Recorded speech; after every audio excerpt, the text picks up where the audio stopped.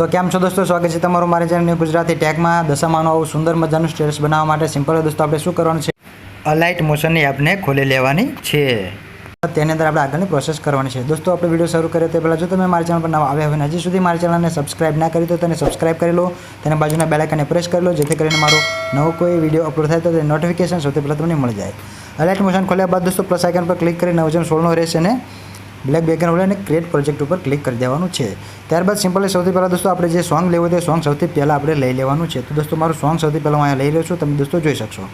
તો દોસ્તો હું વધારે લાંબુ સ્ટેટસ નહીં બનાવું, કારણ કે તમને ફક્ત સમજાવવા માટે તે રીતે તમે 10, 20, 25, 30 જેટલા સેકન્ડનું બનાવવા માંગતો હોય તેટલું તમે આરામથી ક્રિએટ કરી શકો છો। તો દોસ્તો ફક્ત 10 સેકન્ડનું બનાવી રહ્યો છું। ત્યારબાદ શરૂઆતમાં જવાનું છે।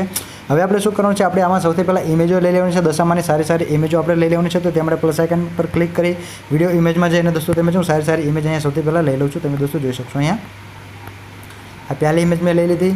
ત્યારબાદ દોસ્તો હવે આપણે સેકન્ડ ઇમેજ લઈ લઈશું। આ રીતે તમારે જેટલી ઇમેજો સારી સારી લેવી હોય તો બધી જ તમે દોસ્તો સૌથી પહેલાં લઈ શકો છો, ઠીક છે દોસ્તો। તો તમે દોસ્તો જોઈ લો, આ રીતે ઇમેજો આપણે સૌથી પહેલાં લઈ લેવાની છે। તો સૌથી પહેલાં ઇમેજો હું લઈ લઉં।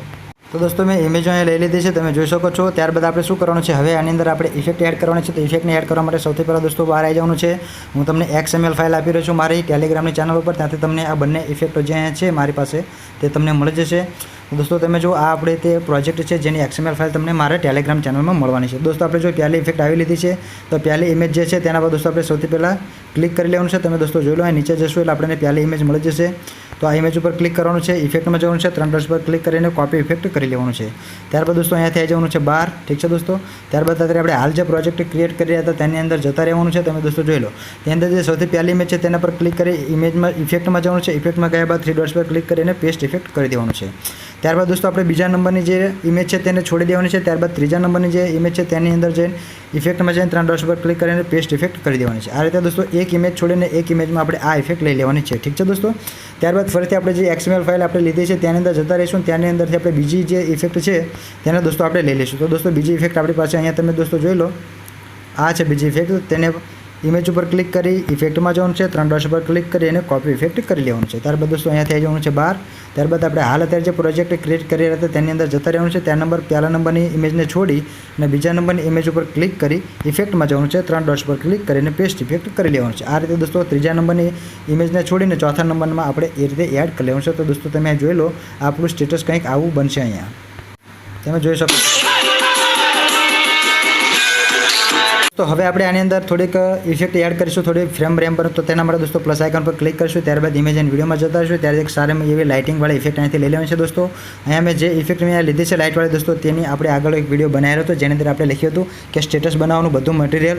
તો તેની અંદરથી તમને લાઇટ ઇફેક્ટ મળી જશે દોસ્તો, ત્યાંથી તમારે લાઇટ ઇફેક્ટને સૌથી પહેલાં લઈ લેવાની છે દોસ્તો। તો તમે જોઈ લો, સૌથી પહેલાં મારી તે ઇફેક્ટને લઈ લો દોસ્તો। તે ઇફેક્ટ મેં એડ કરી લીધી છે। હવે આપણે શું કરવાનું છે, તેને બ્લેન્ડિંગ ઓપાસિટીમાં જઈ અને લાઇટિંગ ઉપર ક્લિક કરી અને સ્ક્રીન કરી લેવાનું છે, ઠીક છે દોસ્તો। ત્યારબાદ આપણું સ્ટેટસ જેટલું લાંબુ છે ત્યાં સુધી છે અને પાછળનો જે વધારાનો ભાગ છે લાઇટનો તેને ડિલીટ કરી લેવાનો છે, તમે દોસ્તો જોઈ લો। ત્યારથી પાછળનો ભાગ કટ કરી લેવાનો છે। ત્યારબાદ દોસ્તો તમે જો તમને પ્લે કરીને બતાવો કેટલું સુંદર સ્ટેટસ આપણું બન્યું છે।